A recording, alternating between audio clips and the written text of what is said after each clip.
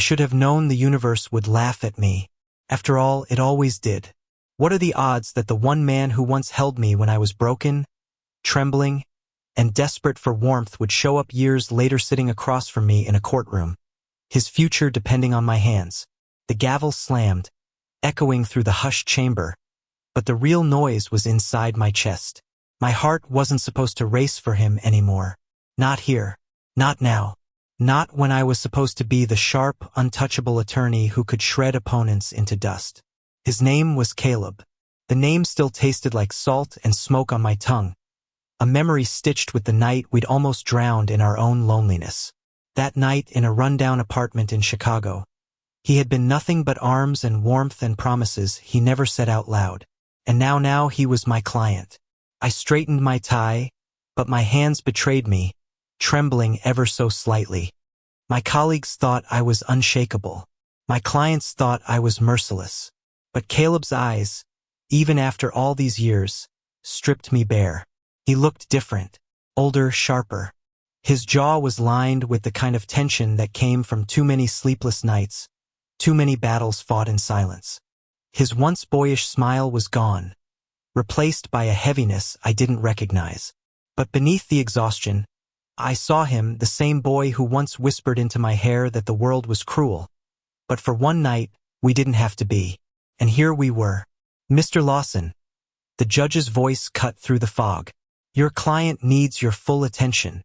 My client, Caleb. I nodded quickly, forcing composure into my spine, into my voice. Of course, Your Honor. But inside, the storm was relentless. Back then, when I first met Caleb, I was 22, stubborn, and drowning in law school deadlines. My father had just died, and grief felt like cement in my lungs. That night, I had found myself in a bar that smelled like spilled whiskey and regret. Caleb had been there, leaning against the counter, a stranger with tired eyes but a smile that cut through the noise. We hadn't spoken much. We didn't need to. Somehow, in the dim glow of neon signs, our silences understood each other better than words could. When the world outside felt merciless, he had been the unexpected shelter. And when I broke down in the middle of the night, shaking and gasping, he pulled me into his arms. No promises, no questions. Just warmth. Just presence. I had left before sunrise, ashamed of my weakness, determined never to see him again. But life was cruelly poetic. The courtroom emptied after the first hearing, and for the first time in years it was just us. I gathered my papers slowly, avoiding his gaze, but I could feel it burning into me. You look different, Caleb finally said, his voice low, almost hesitant. I wanted to laugh. Different. I'd built an entire fortress around myself since that night. I had polished my rough edges, buried my grief under expensive suits and brutal wins in court. Different was the point. So do you, I said flatly, not daring to look at him. There was a silence between us, thick and suffocating. When I finally glanced up, his expression wasn't anger or regret, it was something softer, almost pleading. I didn't think I'd ever see you again, he whispered. Neither did I. My voice cracked in ways I hated. I was supposed to be stronger than this. The truth was, seeing him here wasn't just inconvenient.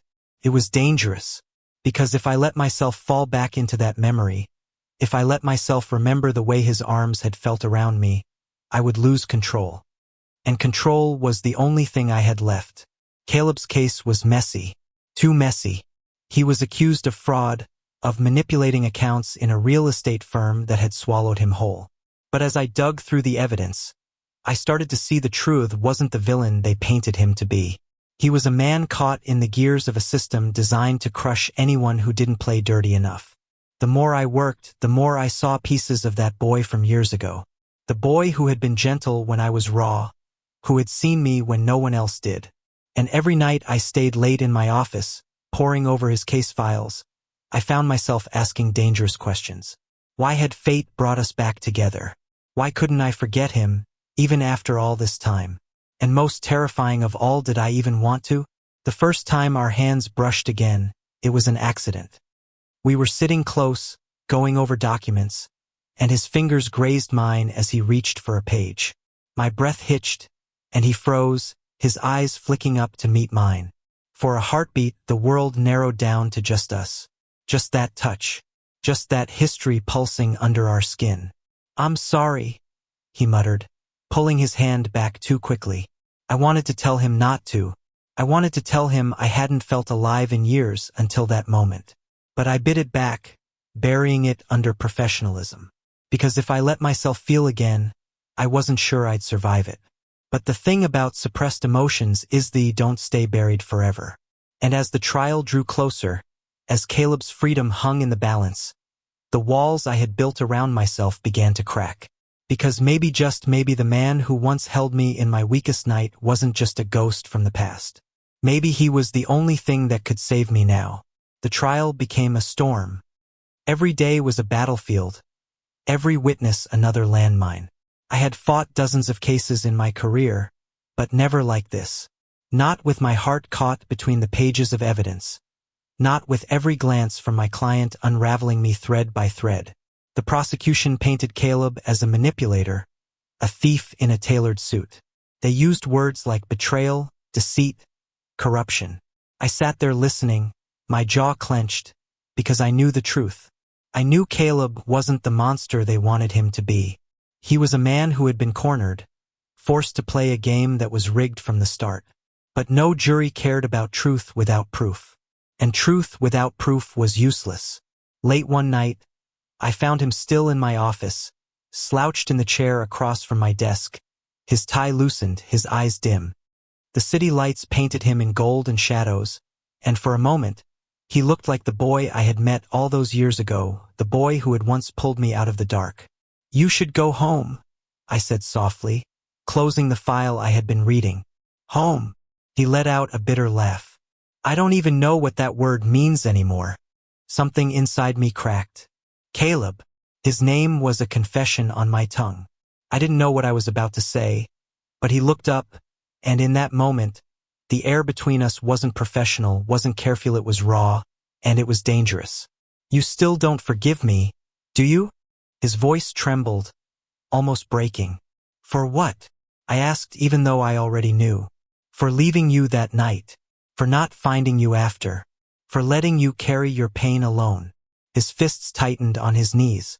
"I thought maybe I was just a mistake you wanted to forget." The words hit me like glass. I had spent years convincing myself that he never thought of me again. That I was just one night in a lifetime of fleeting moments. And now here he was, telling me that he carried me too. I couldn't answer. My throat was too tight. So instead, I stood, walked to him, and before I could stop myself, I touched his shoulder. He looked up at me, his eyes shining with everything we had buried. And then his hand covered mine, firm, grounding, terrifyingly familiar. It wasn't a kiss. Not yet. But it was enough to remind me that I wasn't alone. That I never really had been. The next morning, I walked into court with a fire I hadn't felt in years. Every objection, every cross-examination, every carefully placed argument I fought with the weight of someone who had everything to lose.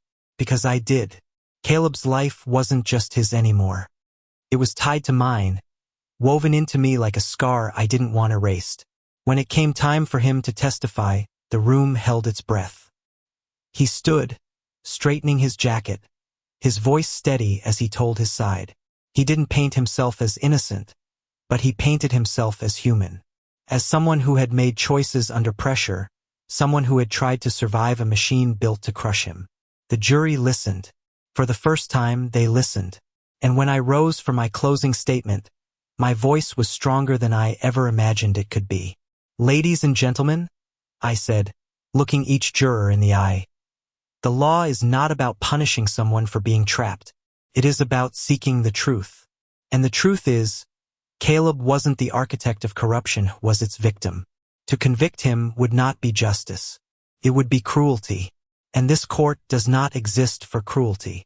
My words echoed, not just in the courtroom, but in my own chest. Because maybe I wasn't just fighting for him.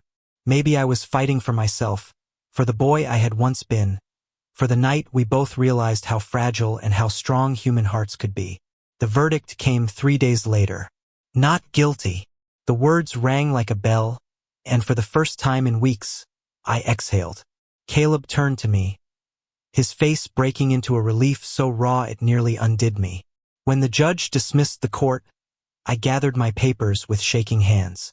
My career had just made another leap forward, but none of it mattered. What mattered was the man who stood waiting for me by the exit, his eyes never leaving mine. Outside, the air was sharp with autumn. The city roared around us, people rushing past, horns blaring, life going on. But for me, the world had narrowed again, just him, just me.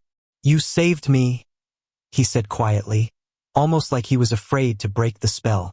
"No," I whispered back. "You saved me first. Years ago. Don't you remember?" His eyes softened, and then finally, after all the years, after all the silence, he stepped closer. His hand cupped the back of my neck, tentative but sure, and I didn't pull away.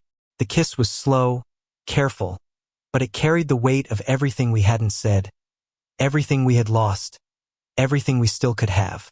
The noise of the city faded, the years between us dissolved, and for the first time since that night in Chicago, I felt whole. We didn't promise forever. We didn't need to.